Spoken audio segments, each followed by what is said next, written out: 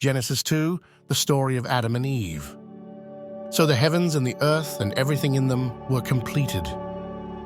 By the seventh day, God had finished all his work, so he rested on that day from everything he had done. God blessed the seventh day and made it sacred, because it was the day he rested after his whole work of creation.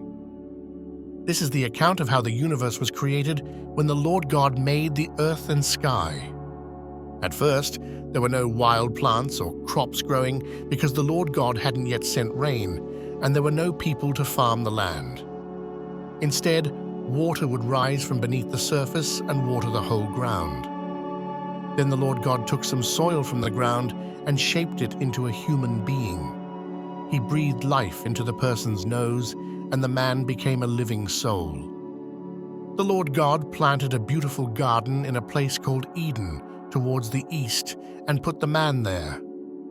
He made all sorts of trees grow from the ground, trees that were lovely to look at and produced delicious fruit.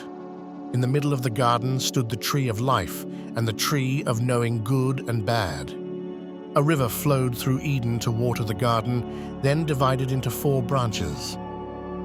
The first was called Pishon, which winds through the land of Havilah, where there's pure gold, fragrant resin, and precious onyx stones.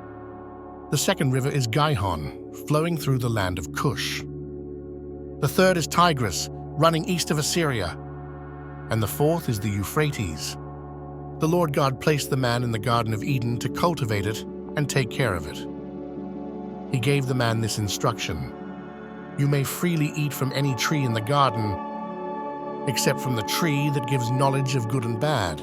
If you eat from that tree, you will certainly die."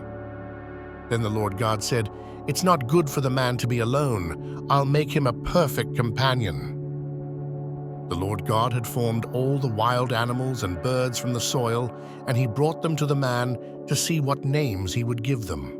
Whatever the man called each creature became its name. So the man named all the livestock birds and wild animals, but none of them proved to be the right companion for him. So the Lord God made the man fall into a deep sleep. While he slept, God took out one of his ribs and closed up the flesh where it had been. The Lord God then shaped the rib into a woman and brought her to the man. The man exclaimed, "This is now bone of my bones and flesh of my flesh. She will be called woman because she was taken out of man." This explains why a man leaves his father and mother and is united to his wife, and the two become one flesh. Both the man and his wife were naked, but they felt no shame.